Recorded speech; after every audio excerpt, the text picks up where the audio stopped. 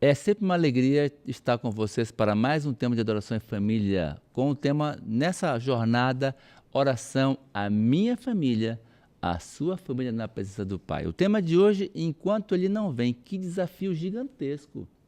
O Senhor volta e os dramas são gigantescos.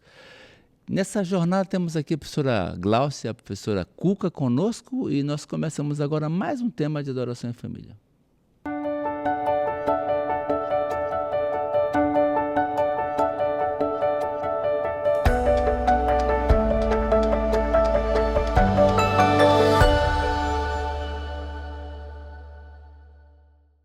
Enquanto ele não vem ao tema de hoje, né, o tema desafiador, estava aqui até um pouco preocupado, porque é muito poderoso esse tema, e para embasar toda a nossa conversa, temos sempre a Santa Palavra como base para qualquer tema, qualquer discussão que possa ser relevante à nossa vida.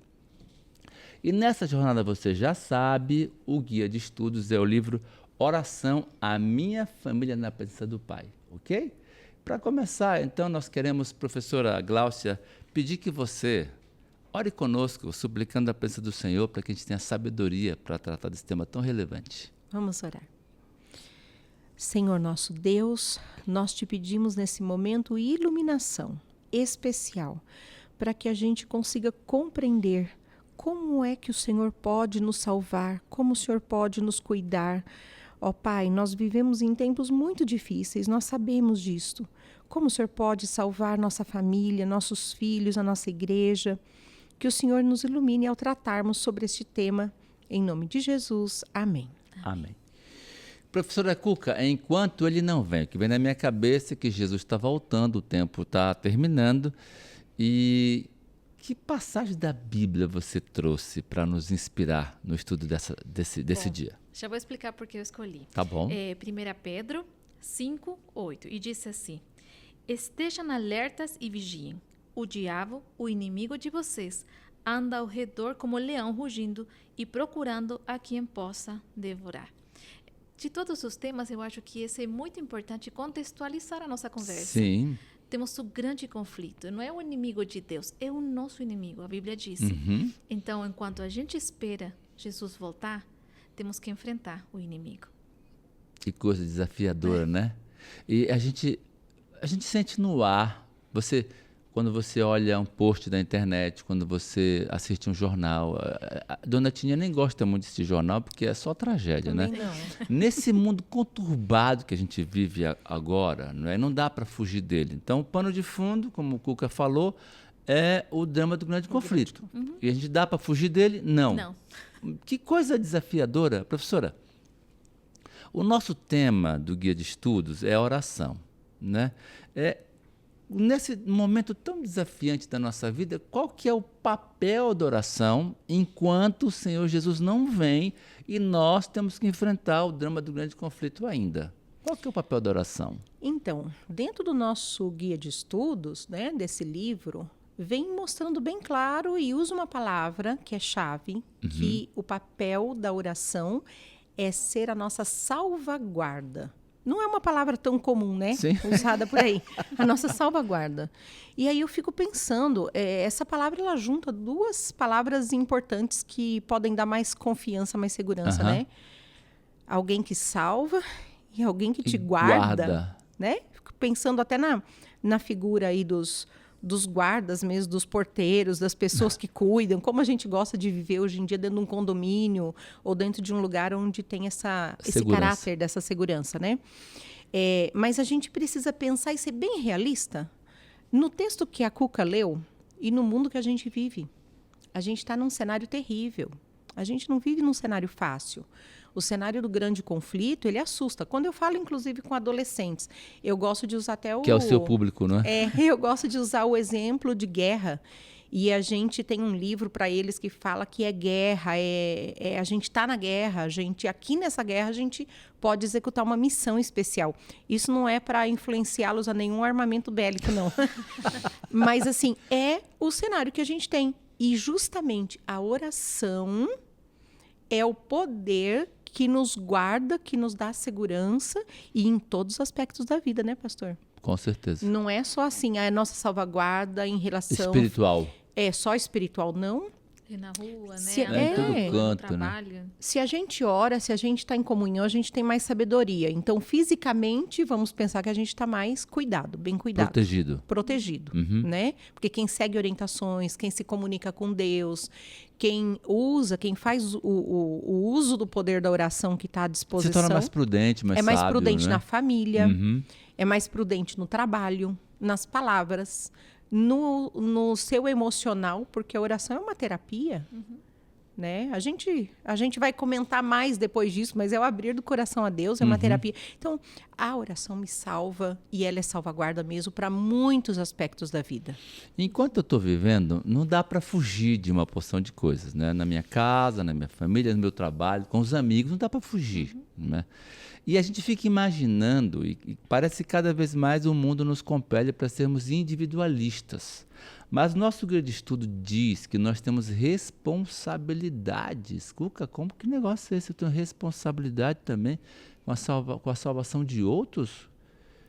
Não é um Como é que eu caminhar tenho que espiritual orar? egoísta, né? Se fosse só orar para a gente abençoar, cuidar, aí não tem nada a ver com a missão. É muito egoísta pensar assim. Mas a gente tem um trabalho para fazer com a salvação das outras pessoas. Mostrar-lhe quem é Jesus. Conectá-las com Cristo e com a fonte de bênçãos que são para nós também. É.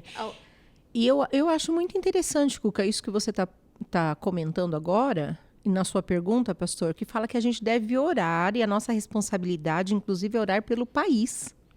É orar pelas autoridades orar por tudo, constituídas. É orar para que Deus dirija, até mesmo nesse grande conflito e no jeito que caminha o mundo, né? E o seu destino, orar para que Deus conduza todas as coisas, inclusive pelas autoridades, né? Pensando nisso, hoje de manhã eu estava orando com meu neto, né? Com o Davi e com o Daniel, estava orando com eles. E só que como um acordou, um demora mais para acordar do que o outro, né? Eles têm 10 anos, então um é mais... Conheço o pastor. Conhece, né? Essa realidade. E aí eu comecei a orar com eles, com um, depois com o outro, e disse assim, Senhor, o Davi hoje, eu queria muito que ele fosse muito feliz, né? E ele com aquele olhinho meio aberto, meio fechado, né? Eu queria muito, Senhor, pedir uma coisa, que ele seja uma bênção para ele mesmo. Aí eu vi que ele tem aquela abertura, como assim, vovô? Porque se ele for uma bênção para ele mesmo, quem estiver do lado dele, a professora, os coleguinhas, quem tiver, ele vai também abençoar. E eu percebi que o olhar dele foi estranho, porque a gente tem que entender que cuidar bem da gente nessa questão da oração, ela vai cuidar de quem está no nosso entorno. Né? Se estende, ela né? se estende, né? Então ensinar isso para as crianças é fundamental.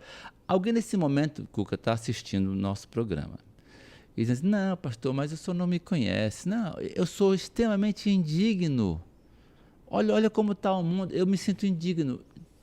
Tem alguma indignidade que não, vai para lá, nem vem aqui orar, porque tem alguma indignidade que me impede de ir ao Senhor?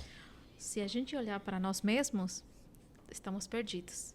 Porque realmente esse olhar, a gente se conhece, sabemos os nossos erros, sabemos as nossas fraquezas, mas por isso a gente tem que buscar a Deus.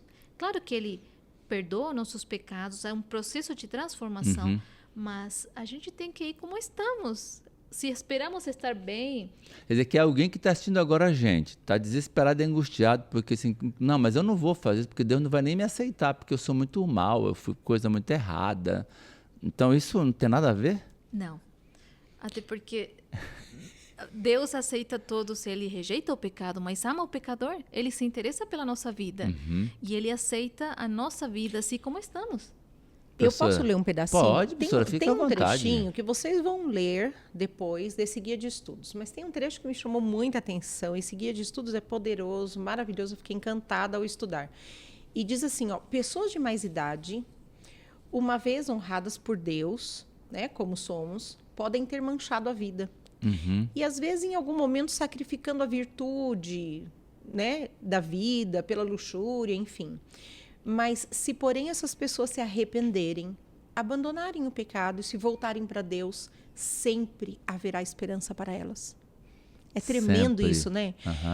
Às vezes a gente diz, eu já vivi uma vida, E todos nós temos falhas, pecamos, erramos e às vezes a gente olha e Satanás deseja isso, né, pastor? Ele quer Sim. pôr a gente para baixo e dizer assim, não, você já Foi longe pecou demais, demais. foi longe demais, né? foi longe demais. E isso é rotineiro, mais do que a gente pode imaginar na mente humana. A gente se culpa e a culpa não, às vezes, não nos leva ao arrependimento, mas também ela nos leva, assim, profundamente ao fracasso. E Deus diz, sempre há esperança. Sempre. Ai, que alívio, né? Dá até um alento no coração da gente, não é? Agora o tempo já está quase acabando, eu queria colocar duas coisas. Aqui fala também nos estudos, na Bíblia especialmente, fala que as vitórias, elas não são pela força. A gente sempre quer pela força, né? Pelo nosso querer, que a vitória é pelo Espírito, né? E devemos orar suplicando pela chuva serôdia.